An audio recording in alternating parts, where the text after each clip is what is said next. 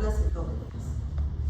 Como pueden ver aquí en la gráfica, las células endocrinas producen estas moléculas, circulan en el torrente sanguíneo y obviamente van a las células blanco para producir la acción correspondiente.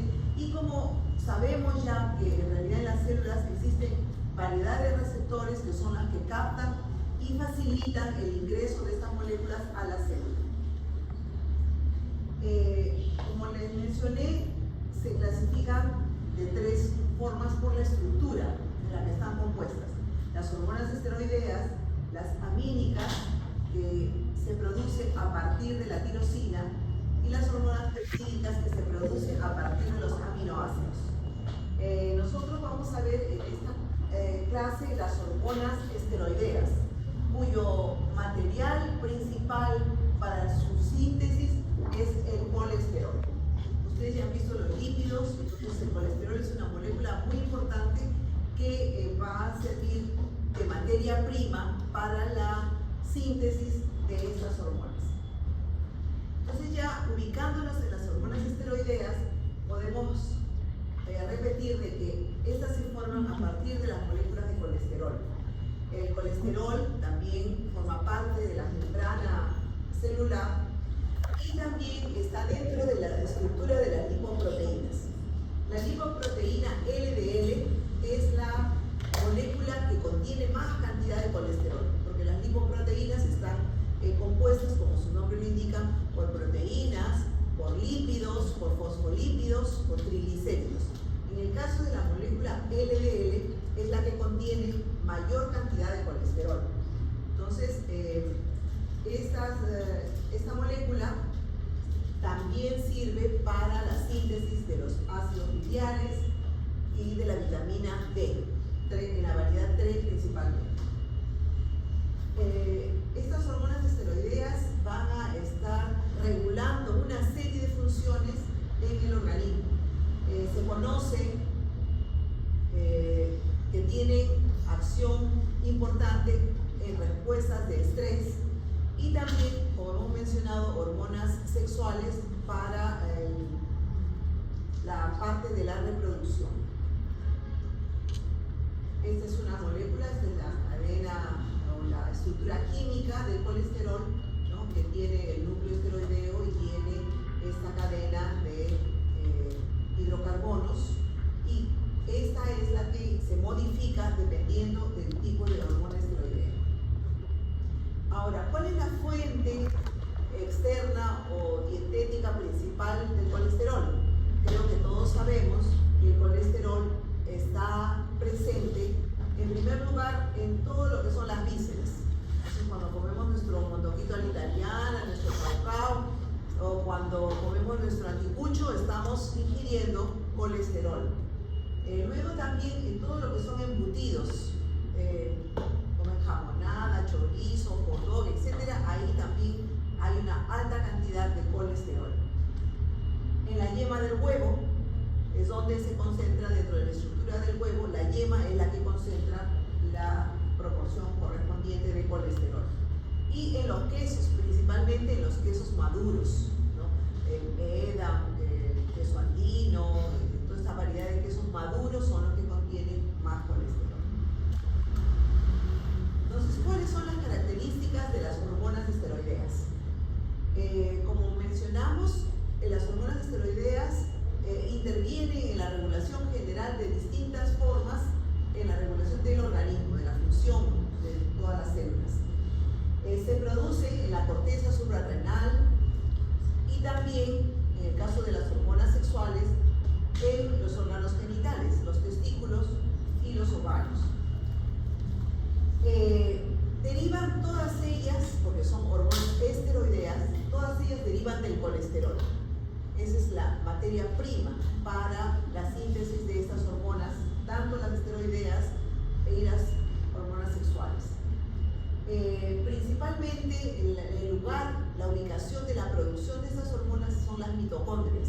Sin embargo, también hay alguna proporción menor de síntesis de estas hormonas en el retículo endoplasmático.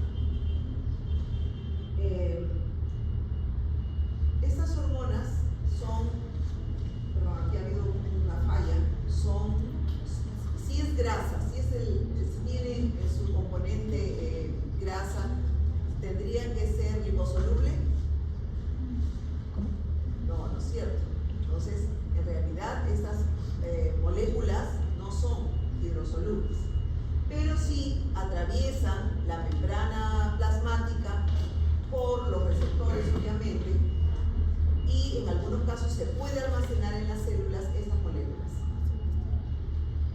No son polares, se difunden muy fácilmente a través de las membranas lipídicas, sobre todo porque los lípidos también forman, los fosfolípidos sobre todo forman parte de la estructura de la membrana, ¿no? Y tienen un intercambio de ingreso y de salida. O sea, la materia prima ingresa a la célula, se produce la hormona y esta sale de la célula al torrente circulatorio para dirigirse a los órganos blancos.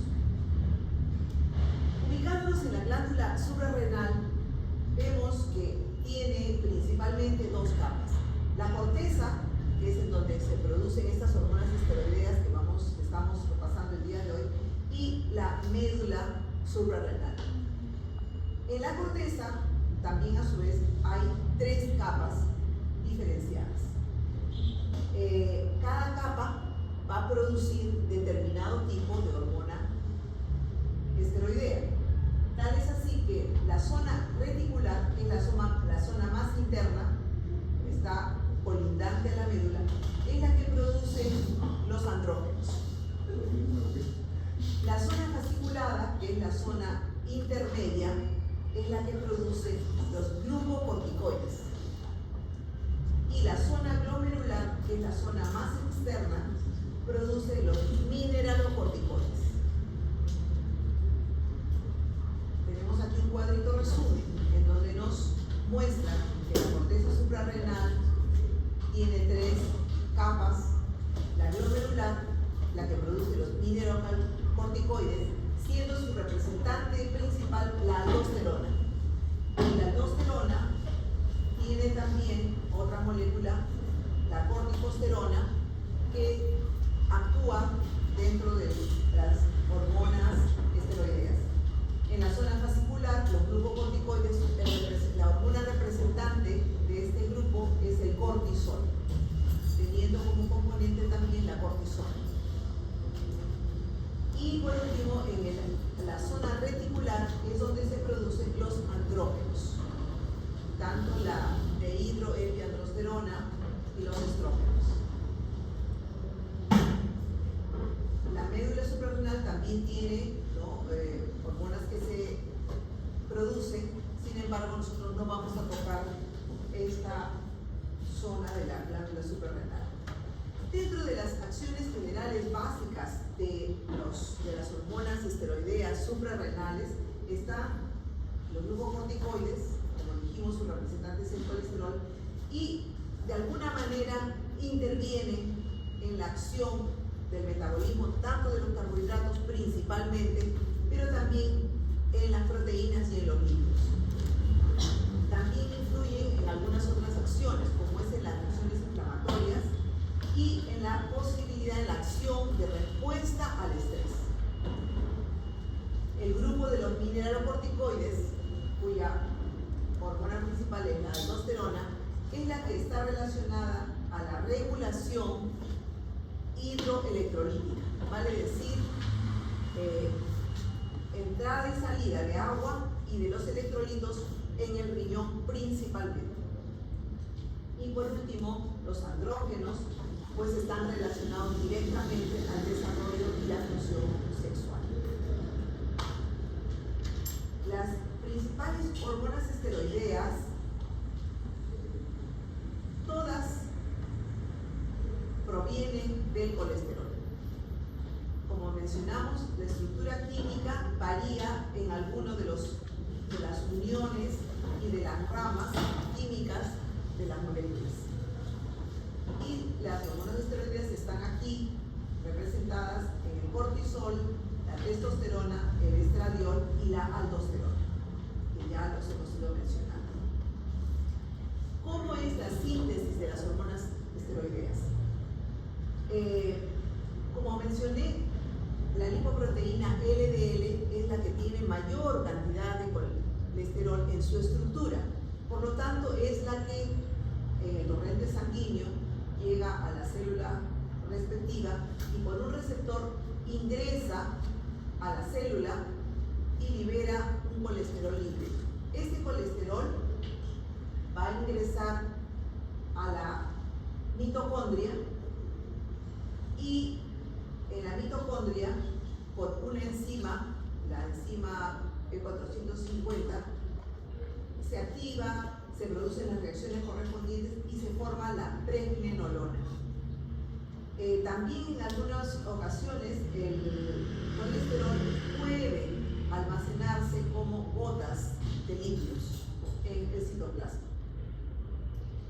La estimulación principal es por la hormona adrenocorticotrópica de la hipófisis.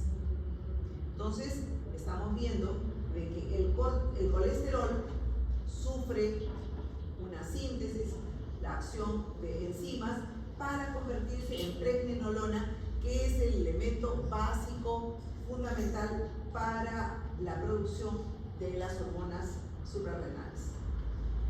Aquí están las vías y las enzimas que intervienen en esta transformación. Entonces nosotros tenemos el colesterol como molécula principal que va a producirse y va a generar la aldosterona, va a generar el cortisol y a su vez va a generar los andrógenos. Entonces la estimulación de la hormona adrenocorticotrópica de la hipófisis es la que estimula por enzimas correspondientes a su cambio en pregnenolona, que es también la molécula base original para transformarse en cortisol y en estrógenos.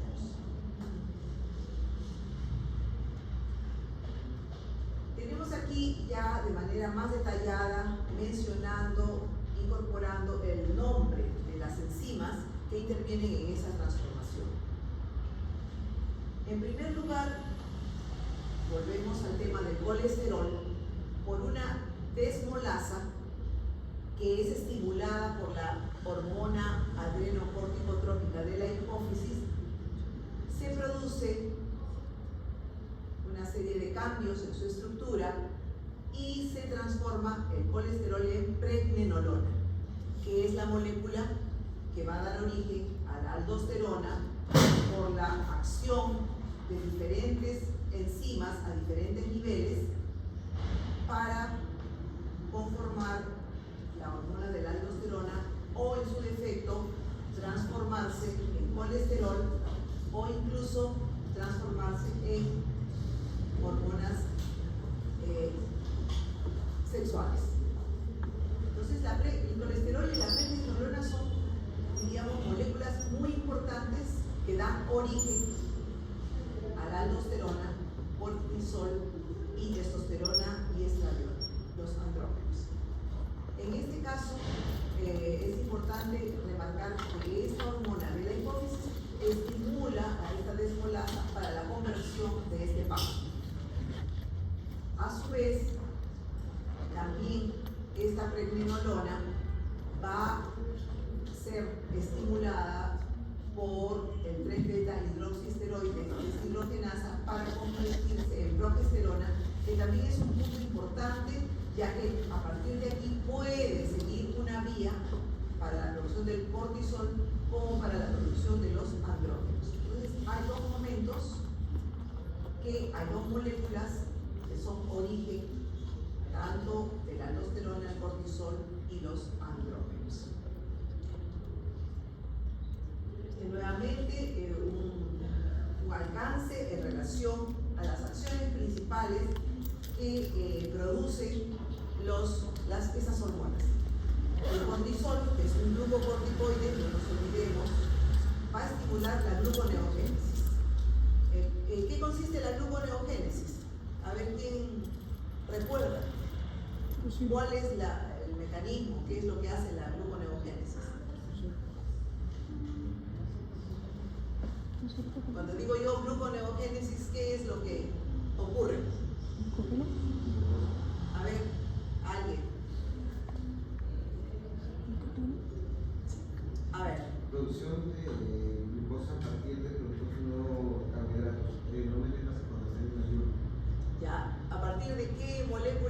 se produce la glucosa?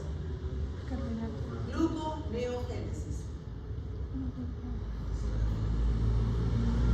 Principalmente a partir del glucógeno. En ayunas se usa el depósito, el glucógeno es la energía o la glucosa o el carbohidrato almacenado, entonces ese es el que comienza a liberar la glucosa. Entonces, este cortisol estimula la gluconeogénesis en determinadas condiciones. Obviamente también participa inhibiendo la respuesta inflamatoria, suprime la respuesta inmunitaria y aumenta la sensibilidad vascular a las catecolaminas. Ya mencionamos en relación a la función que tiene la aldosterona, es pues la regulación hidroelectrolítica, reabsorción de líquidos, excreción de algunos electrolitos, sobre todo en la bomba sodio-potasio e hidrógeno, que también es importante. Y para los andrógenos en general suprarrenales, la dihidroepiandrosterona y la androstenediona tiene pues una acción directa con la testosterona testicular. Estamos viendo que la corteza suprarrenal produce, ¿no?, estos andrógenos, pero son en pequeña proporción, a diferencia de los propios órganos sexuales, como son los testículos y los ovarios, que sí producen tanto la testosterona como el estradiol en mayores cantidades. O sea, la fuente de las hormonas sexuales principalmente son las gónadas, las hormonas, los órganos sexuales. La testosterona, como sabemos, estimula la espermatogénesis y las características sexuales secundarias en el hombre, a diferencia del estradiol, que en las mujeres estimula el crecimiento y el desarrollo del sistema reproductor en la mujer, interviene en el ciclo menstrual, sea en la fase folicular, en el desarrollo de las mamas, la secreción de prolactina, y también forma parte de el equilibrio de las hormonas durante el embarazo. En el caso de la progesterona, también en parte de la regulación del ciclo menstrual e interviene también en el mantenimiento del embarazo. El cuerpo lúteo es otra ubicación que está relacionada a la producción de estradiol y progesterona. Entonces ya vemos que estas hormonas esteroideas se producen en todos estos órganos o estructuras celulares. ¿Cuáles son las acciones principales? Hemos visto las acciones básicas. Aquí vamos a detallar, describir las acciones de los glucocorticoides. ¿Cuál es el representante de los glucocorticoides? ¿Cuáles son el representante de los glucocorticoides que acabamos de decir? Los glucocorticoides, ¿cuál es el representante? Acabamos de mencionar 2-3 veces hemos mencionado, porque son 3 tipos de hormonas que se producen en la glándula suprarrenal: glucocorticoides, mineralocorticoides y andrógenos suprarrenales. ¿Cuál es el representante de los glucocorticoides? ¿Perdón? ¿Glucógeno? Los glucocorticoides, ¿cuál es el más, el que representa la hormona importante que pertenece a este grupo? Los glucocorticoides, o el glucocorticoide importante. Y el de los mineralocorticoides, ¿cuál es la hormona? Aldosterona. Muy bien, es aldosterona en los mineralocorticoides, porque interviene en el equilibrio hidroelectrolítico. Y en el caso de los glucocorticoides, ¿cuál es la hormona?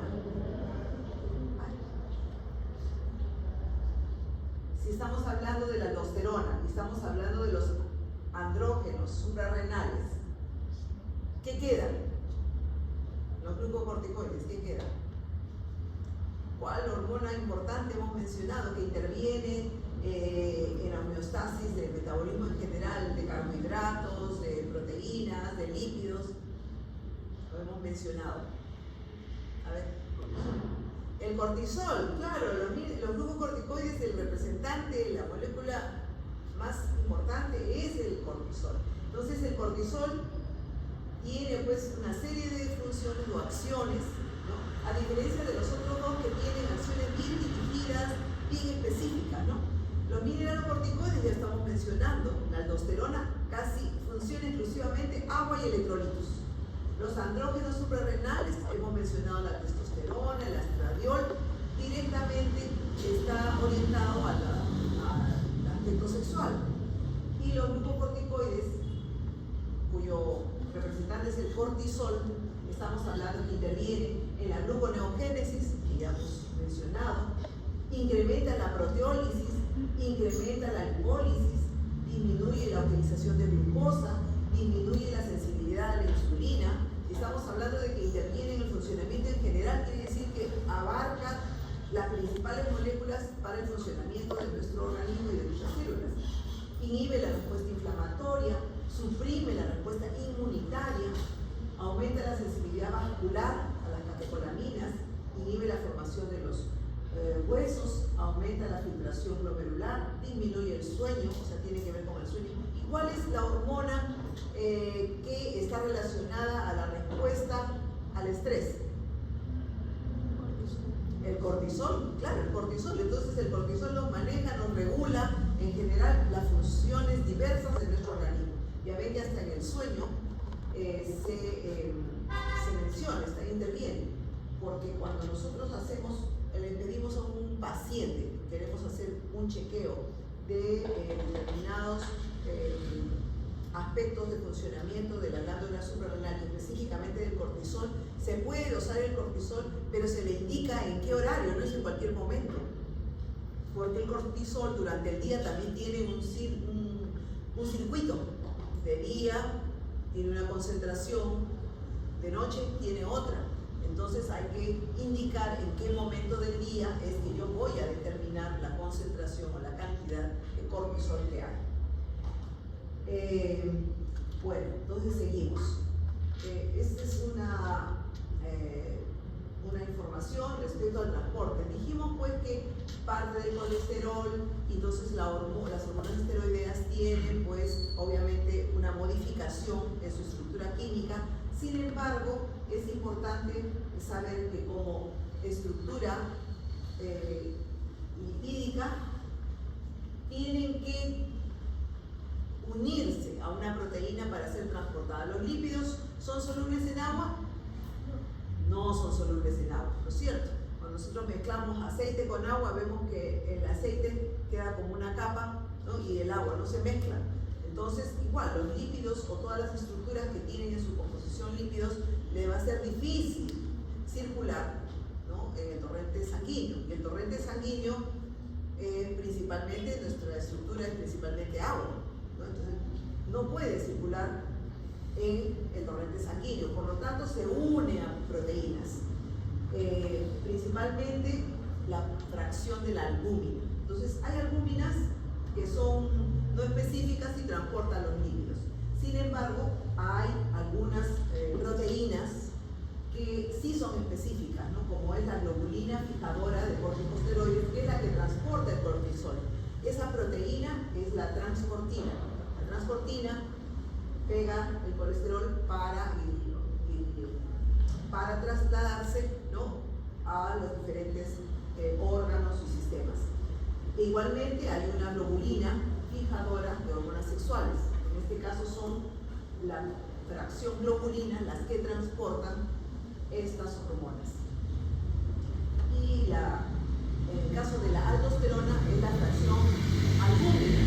La albúmina es la que transporta la aldosterona, pero en el caso del cortisol y de las hormonas sexuales, la fracción proteica globulina es la que las transporta, ¿no? Entonces se dan cuenta, nuestro organismo está totalmente diseñado, todo está fríamente calculado, no hay nada al azar ni algo que no fue considerado. Todo en el funcionamiento de nuestras células y a nivel molecular está ya establecido. Entonces, como acá vemos, la hormona esteroide se une a unos receptores esteroides, ingresan, ¿no? al citoplasma. Este complejo se mueve hacia el también interviene obviamente en la parte de los ácidos nucleicos y luego se transforma en la proteína para poder circular en el torrente circulatorio. Cuando hablamos de hormonas en general, no es que la hormona, por ejemplo, en este caso la hormona suprarrenal, solamente la suprarrenal es la que produce y produce más, produce menos, sintetiza esta molécula. No, hay lo que se llama el eje hipotálamo hipofisario y órgano blanco. En este caso vamos a ver la glándula suprarrenal. Sin embargo, cuando se trata de la tiroides, será hipotálamo, hipófisis, tiroides. O cuando se trata de el páncreas, hipotálamo, hipófisis, páncreas. Entonces, dependiendo del órgano blanco, interviene en la estimulación o en la inhibición de la producción tanto el hipotálamo como la hipófisis. La hormona que estimula el hipotálamo a la hipófisis es la hormona liberadora de corticotropina. Y la hormona que estimula, que produce la hipófisis para estimular a la glándula suprarrenal es la hormona adrenocorticotrópica. Entonces, estas hormonas son las que estimulan la producción, en este caso del cortisol, para, obviamente, la función y la acción que corresponde. Sin embargo, también dependiendo de los niveles de cortisol, se va a estimular o se va a enviar un mensaje al hipotálamo para regular la producción, incrementarla o disminuirla. Entonces aquí en este esquema vemos el hipotálamo, estimula la hipófisis, estimula la corteza suprarrenal y se produce el cortisol. Cuando hay concentraciones adecuadas o ligeramente altas, entonces inmediatamente avisa al hipotálamo y avisa a la hipófisis que debemos disminuir la producción de estas moléculas.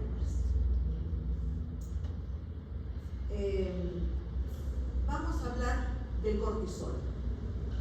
No se olviden las dos moléculas importantes en la síntesis del cortisol, el colesterol y la pregnenolona, en algunos casos la progesterona, para la producción del cortisol. Y aquí tienen las hormonas, las enzimas que estimulan la transformación de una molécula en otra. Estas son las enzimas hasta que tengamos la molécula del cortisol. Entonces el cortisol es obviamente un glucocorticoide. No se olvide, glucocorticoide, cortisol. Está compuesto por 21 carbonos y es producido por la porción o la zona fascicular.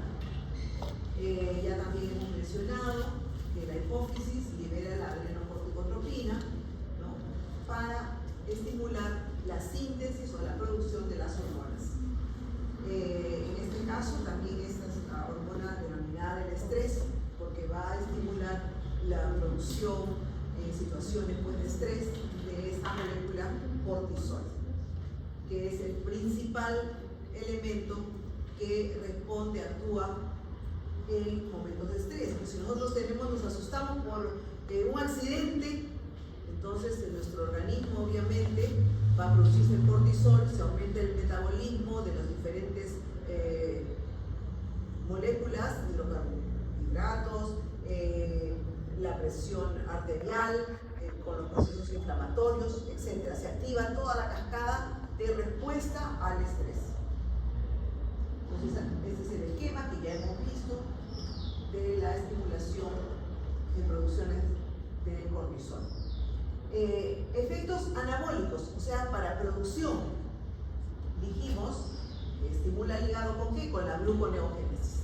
¿Para qué? Para producir glucosa a partir del glucógeno. Y también tiene efectos catabólicos, ¿no?, dependiendo de las circunstancias. Por ejemplo, estimula la proteólisis en algunas circunstancias en relación al músculo. O también estimula la lipólisis, ¿no?, o sea, la producción de ácidos grasos por determinados estímulos. Suprime la respuesta inmunitaria, ya hemos mencionado, y actúa en las reacciones como antiinflamatorios, ya que disminuye la reacción de los macrófagos y los leucocitos en situaciones de procesos inflamatorios. Entonces aquí tenemos lo que está escrito, acá tenemos un resumen, ¿no?, de las estimulaciones correspondientes y la acción en los diferentes órganos o sistemas del cortisol. ¿Qué factores estimulan al cortisol? Si hay una menor cantidad de cortisol en sangre, obviamente que se va a estimular el hipotálamo para la producción de hormona adrenocorticotrópica y a su vez para que se incremente la producción.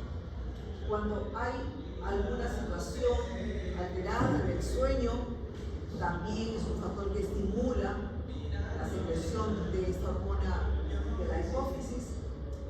Trastornos psiquiátricos, mecanismos o situaciones de estrés, la presencia de antagonistas o agonistas alfa o beta adrenérgicos con la serotonina son factores que estimulan la secreción de la hormona adrenocorticotrópica de la hipófisis. Y los factores que inhiben al cortisol son, pues, el incremento de las concentraciones de cortisol en sangre. Como dijimos, hay un estímulo positivo cuando queremos mayor producción y hay un estímulo negativo cuando queremos inhibir la producción de esta molécula. También, pues, la ingesta de opioides, ¿no?, o esta hormona, la somatostatina, también forma parte de lo que inhibe la producción del cortisol. Vamos a hablar algo sobre la aldosterona. Como hemos mencionado, la aldosterona es un mineralocorticoide que tiene la misma estructura que las anteriores, o sea, los 21 carbonos. Sin embargo, hemos dicho que se modifican algunas zonas de esta estructura química. Se produce en la zona glomerular de la corteza suprarrenal y la hormona característica de este grupo es la aldosterona. La función principal es el equilibrio de agua y electrolitos principalmente. Sin embargo, ¿qué ubicaciones anatómicas o qué órganos también tienen esta producción de líquido y electrolitos? La mucosa gástrica, ¿no? También tenemos los líquidos gástricos, las glándulas salivales, tenemos la saliva, las glándulas sudoríparas también. Entonces también influye en estas ubicaciones porque también se maneja agua y electrolitos, ¿no? Sin embargo, el lugar principal de acción de esta aldosterona es en el riñón, en los túbulos contorneados que van a permitir que se reabsorba el agua, se eliminen los electrolitos que correspondan o se reabsorban también los electrolitos correspondientes.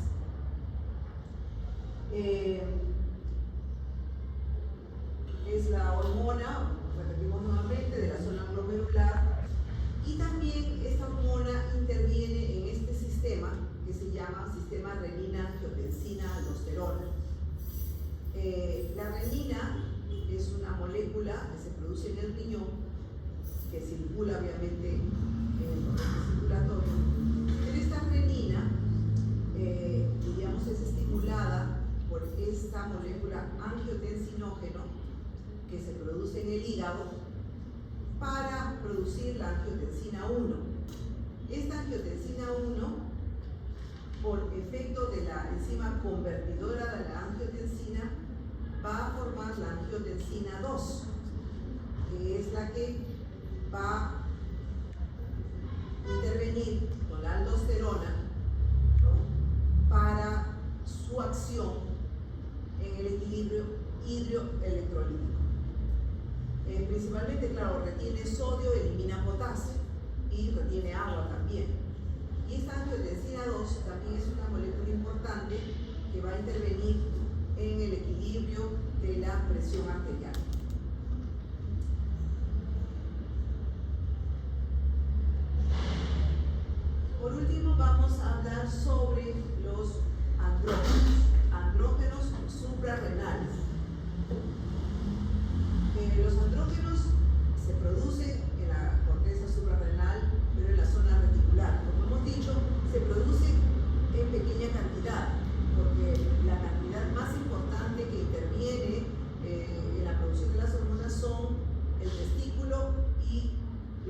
ovarios. Se secretan, o sea, se sintetizan a partir de hidroepiandrosterona.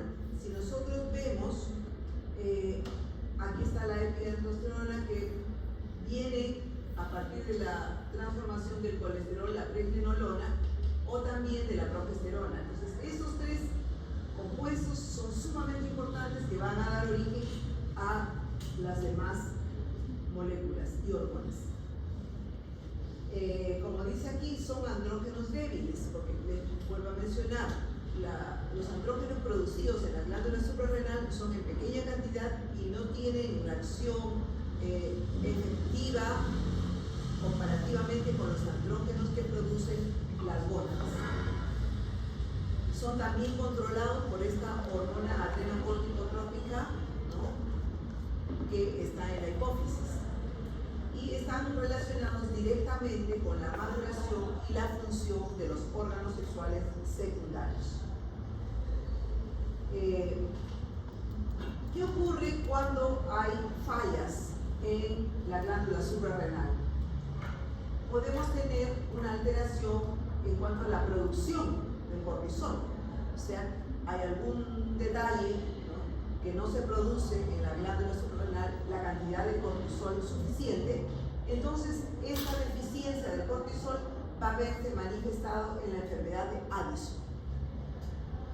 Y contrariamente a la poca concentración, a la poca cantidad de cortisol por la producción, va a haber un incremento de la hormona de la hipófisis. ¿Por qué? La hipófisis ve que hay poco cortisol y entonces comienza a producirse en cantidades mayores para que estimule la producción del cortisol. Sin embargo, muchas veces esta insuficiencia o esta depresión de cortisol es por daños en esta fracción de la glándula suprarrenal u otro tipo de alteración ya anatómica en esta localización. También podemos encontrar el caso contrario, o sea, una superproducción del cortisol porque hay una hiperplasia de la glándula suprarrenal y se traduce en el síndrome de Cushing. En este caso, como hay una cantidad elevada de cortisol, la cantidad de hormona corticotrópica producida por la hipófisis se ve disminuida. O sea, dice, por favor, no produzcan tanto cortisol, entonces disminuye su estimulación. Sin embargo, ya el problema corresponde a estar localizada en la misma glándula suprarrenal, esta super o hiperproducción de cortisol. También podremos tener, ¿no?, algunas alteraciones, en este caso a nivel de la hipófisis. Tumoraciones de la hipófisis estimulan, ¿no?, la producción de cortisol y también producen una enfermedad de Cushing.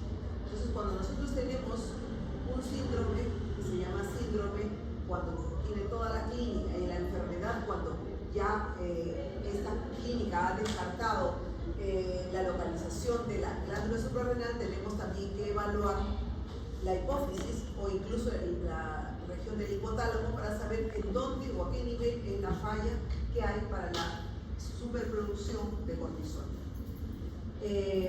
También podemos tener algún tumor localizado, ¿no?, en la parte de la glándula suprarrenal que produce un incremento en la producción de la hormona aldosterona y se manifiesta con la enfermedad de Crohn. También pueden haber alteraciones a nivel de las diferentes enzimas, ¿no?, que permiten la transformación de una molécula en otra. Entonces, hay obviamente una baja concentración de, puede ser la hormona, puede ser el cortisol o puede ser de la aldosterona. Y cuando hay esta disminución, pero por estas alteraciones, vamos a encontrar la hormona de la hipófisis ACTH incrementada. Entonces acá hay unos esquemas que nos muestran la diferencia de sintomatología y de manifestaciones clínicas de la enfermedad de Addison y del síndrome de Cushing. Como ven, en la enfermedad de Addison hay una pigmentación bronceada de la piel, cambios en la distribución del vello corporal, pueden presentar hipoglicemia, hipotensión, pérdida de peso, alteraciones gastrointestinales, debilidad generalizada, ¿no? Y cuando obviamente hay una crisis, vale decir, hay una insuficiencia en la producción de la hormona del cortisol, se incrementa, hemos dicho, la hormona de la hipófisis y puede haber pues una fatiga sumamente severa, deshidratación, una hipotensión que puede llegar hasta un shock y obviamente si hay una hipotensión puede producir una falla renal con alteraciones del equilibrio hidroelectrolítico.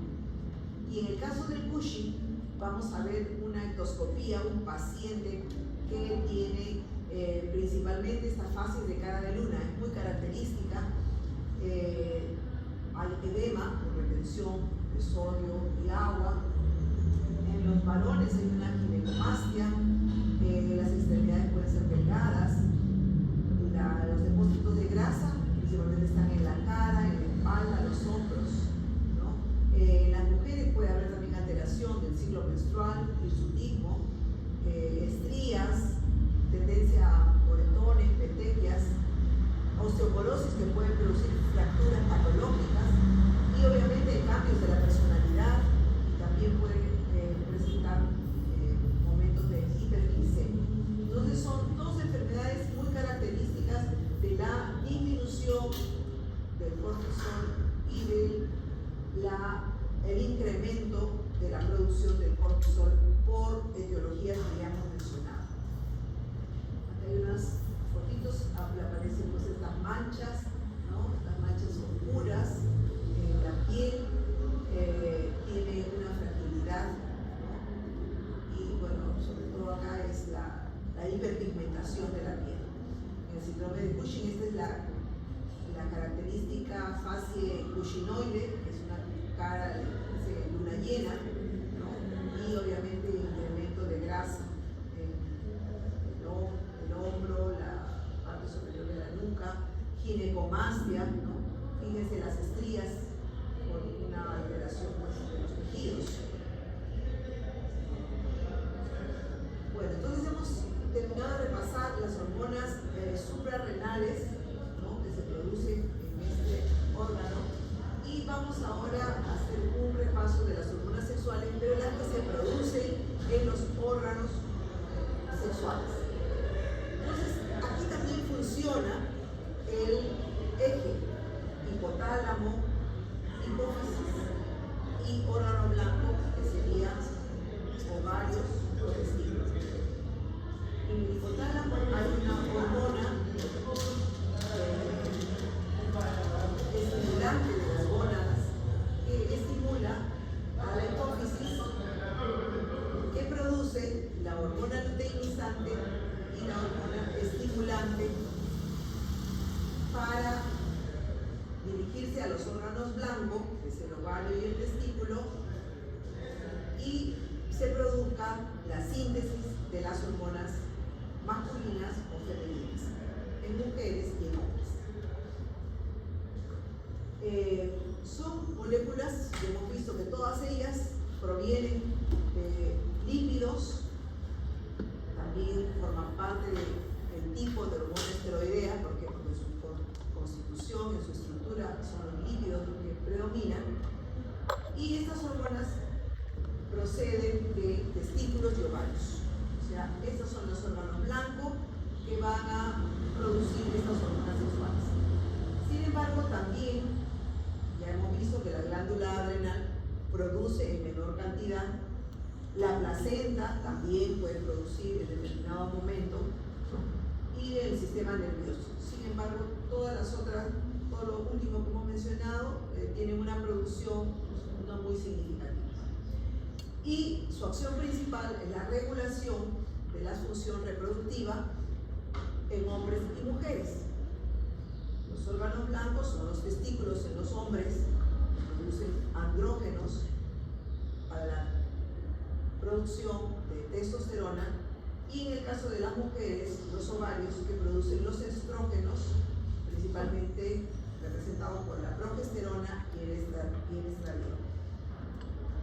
Entonces, es importante ver que las hormonas sexuales a lo largo de la vida no están en la misma concentración y en la misma cantidad de manera permanente. En el primer momento, el intraútero, obviamente que hay un traslado, un transporte a través de la placenta de la concentración útero de la madre. Sin embargo, en la infancia es, diríamos, una cantidad mínima la que se produce y se nota o se ve, se evidencia de manera visible el incremento de manera indirecta a través de los cambios que se producen en la pubertad, de los cambios físicos relacionados a la estimulación de estas hormonas. Y obviamente en la etapa reproductiva, estas hormonas están sumamente presentes, ¿no? Para, obviamente, la actividad de reproducción que se presenta en esta etapa.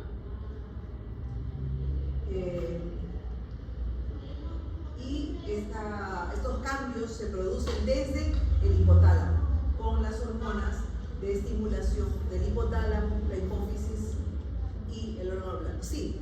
¿Qué pasa en la senescencia? ¿Por qué hay un aumento espontáneo de las hormonas? Claro, la senescencia, obviamente que las hormonas pueden elevarse. Aquí en el gráfico se muestra, ¿no?, que hay una elevación, pero los órganos blancos ya no funcionan. Entonces, es una elevación. Sin embargo, sobre todo en hombres y mujeres, ¿no?, la vida sexual puede darse, ¿no? Eso no se apaga en la última etapa de la vida, ¿no? Pero la función principal, obviamente, está centrada en las gónadas. Entonces, pueden incrementarse las hormonas, pero no hay la acción en los órganos blancos que ya prácticamente no funcionan, ¿no? Bueno, entonces, como mencionábamos, en el hipotálamo hay esta hormona que estimula la liberación de las gonadotrofinas en la hipófisis, y la hipófisis va a producir la hormona luteinizante y la hormona folículo estimulante.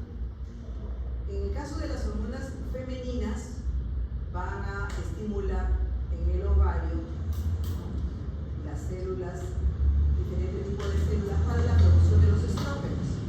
Y en el caso de los varones, van a estimular también diferentes tipos de células para la producción de la testosterona, que tiene que ver directamente con la espermatogénesis. Hay una hormona, la inhibina, que es la que, diríamos, señala o estimula o envía el mensaje para la producción mayor o menor de estas hormonas hipofisiales.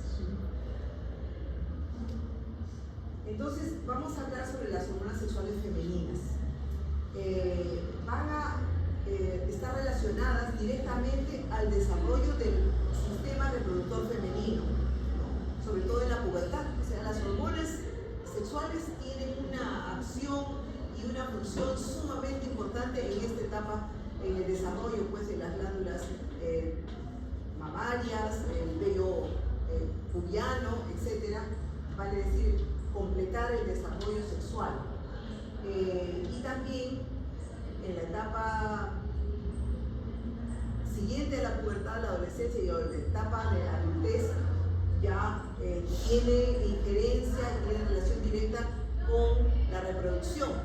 En la mujer vale decir el embarazo. Y la producción de estrógenos y progesteronas están presentes y están, diríamos, cumpliendo la función que corresponde en la etapa respectiva.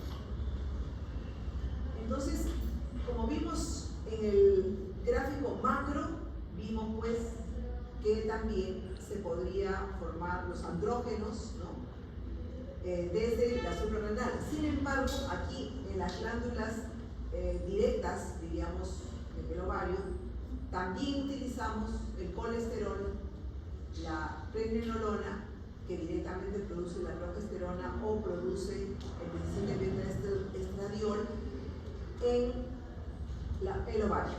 Entonces, esta ya es a partir también del colesterol, la síntesis de estas hormonas en los órganos femeninos. Estas hormonas también tienen pues un ciclo, en el caso de la mujer, por el ciclo menstrual, por la etapa del embarazo, por la etapa de la lactancia, ¿no? Entonces, por ejemplo, aquí vemos que en la fase folicular viene pues la estimulación del hipotálamo, la hipófisis, la producción del FSH y el LH al ovario y la producción del estradiol, que sirve, dependiendo de la concentración mayor o menor, de un estímulo negativo en la hipófisis anterior.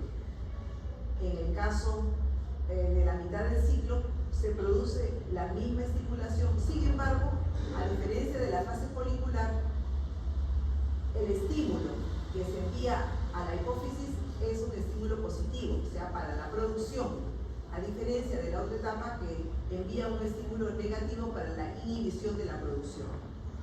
Y en el caso de la fase lútea, ya el estímulo va para la producción de la progesterona. Y esta progesterona, dependiendo de la concentración, da un estímulo negativo a la hipófisis. Entonces, la fluctuación de concentraciones y de producción de las hormonas tiene que ver, en el caso de la mujer, principalmente con el ciclo menstrual y el periodo de embarazo. La progesterona también se puede producir a partir del cuerpo lúteo. La hormona luteinizante es el estímulo para la producción de la progesterona, y al igual que el estradiol, o sea, acompañando al estradiol, el endometrio se prepara para la implantación del óvulo y también la modificación de lo que tenga que ser en la glándula mamaria para el periodo de lactancia. Aquí está la estructura química de la progesterona. En el caso del estradiol, la secreción es a través del folículo ovárico, el cuerpo lúteo o las células sertónicas que forman parte de la estructura femenina, y el FSH, o sea, la hormona folículo estimulante, es la que envía, ¿no?, los estímulos de producción o de inhibición para la producción del estradiol. Mantiene el endometrio uterino para la implantación del óvulo, ayuda a la diferenciación de la glándula mamaria, desarrolla los caracteres secundarios y forma parte de la regulación del ciclo menstrual. Y estas son las estructuras químicas de las moléculas de estradiol. Los estrógenos en general, ¿qué acciones tienen? Forman parte de moléculas que van a intervenir en la maduración y el mantenimiento del útero, las trompas de falopio, el cervix y la vagina. En la pubertad son muy importantes porque son responsables de las características sexuales secundarias femeninas. Esta hormona juega un rol muy importante para el desarrollo de las mamas. Tiene intervención en la proliferación de las células granulosas ováricas. También tiene una regulación de los receptores de estrógenos, progesterona y hormona luteinizante. Forman parte de la retroalimentación negativa y positiva dependiendo de la secreción de la folículo estimulante o la luteinizante. Mantiene el embarazo, forma parte del mantenimiento del embarazo. Disminuye el umbral uterino frente a estímulos contráctiles, o sea, durante el embarazo. Obviamente que mantiene, pues, la capacidad del útero de albergar el producto y inhibir de alguna manera la capacidad de contracción de la musculatura uterina. Estimula la secreción de prolactina para la etapa del embarazo que se prepara para la etapa de la lactancia. Bloquea la acción de la prolactina sobre la mama en determinadas condiciones. Disminuye el colesterol LDL y tiene una acción anti-osteoporosis. Estos estrógenos, cuyo representante principal es el estradiol, es bien importante en las mujeres porque una vez que termina la etapa, pues, y estas hormonas disminuyen en cantidades significativas. ¿Por qué tiene una acción de antiosteoporosis? Porque protege, pues, ¿no?, la pérdida de calcio. Entonces, una vez que viene la menopausia, ya viene la osteoporosis en las mujeres, ¿no? Ya vienen las dislipidemias, comienza a subir los lípidos, sobre todo en las moléculas que tienen gran cantidad de colesterol, y entonces efecto protector para las mujeres son los estrógenos femeninos. En el caso de la progesterona, tiene relación cercana con la actividad secretora durante la fase lútea, el desarrollo de las mamas. Tiene un efecto de retroalimentación negativa para esas dos hormonas que son de la hipófisis. Es una hormona sumamente importante en el mantenimiento del embarazo y, al igual que el estriol, eleva el umbral uterino frente a los estímulos contráctiles durante el embarazo. Entonces, el uno regula para mejorar las contracciones y el otro regula para inhibir las contracciones. Entonces, dependiendo de la edad gestacional, obviamente esto tiene un equilibrio o predomina una de ellas dependiendo del momento gestacional. Ahora vamos a hablar sobre las hormonas sexuales masculinas. Los andrógenos, dentro de ellos la principal hormona masculina, la testosterona, está relacionada directamente, pues, al desarrollo del aparato genital masculino, ¿no? Y esta testosterona se produce en las células de Leydig principalmente.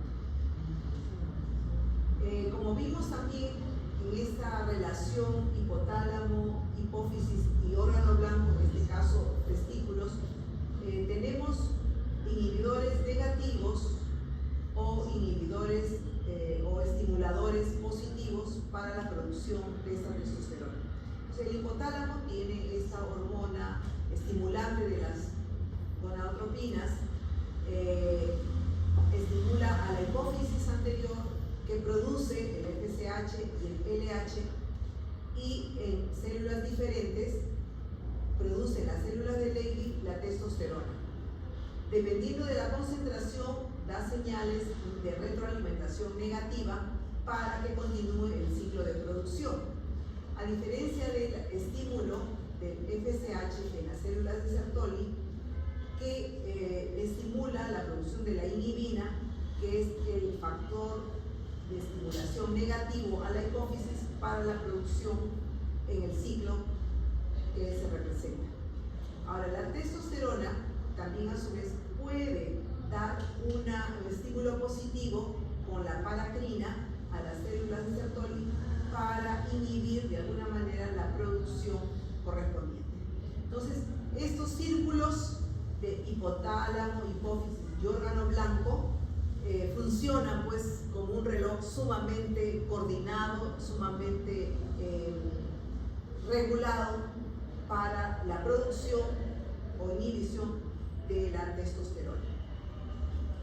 Este es el esquema. Les mostramos el mismo esquema porque la fuente principal de la producción de la testosterona, de la síntesis, es el colesterol, la pregnenolona.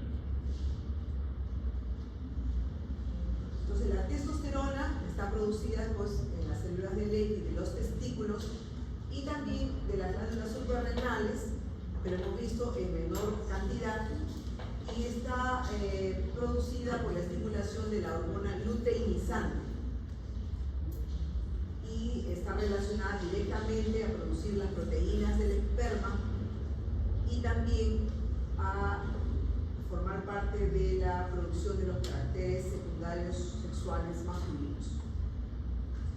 La hormona, pues, representativa es la testosterona. ¿Cuáles son las acciones de la testosterona? ¿Cómo funciona? Forma parte de la diferenciación del epidídimo, actúa en los vasos deferentes y en las vesículas seminales, incrementa la masa muscular, estimula el crecimiento puberal, parte de ese sello que se coloca para el crecimiento óseo, ¿no? El crecimiento epifisiario, o sea, la producción de la hormona sella hasta determinada edad, pueden crecer, ¿no? Los varones. Crecimiento del pene, de las vesículas seminales, el tono de voz, ya en la pubertad comienza a cambiar, ¿no? El timbre de voz en los varones, también está relacionada directamente con la espermatogénesis, y hay una retroalimentación negativa con la hipófisis anterior, y también obviamente la testosterona está asociada a la libido.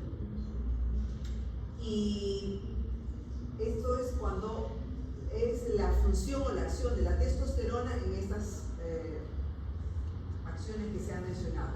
Y en el caso de la dihidrotestosterona, esta molécula está asociada a la diferenciación del pene, el escroto, la próstata, la distribución masculina del vello, el patrón de alopecia masculina, ¿no?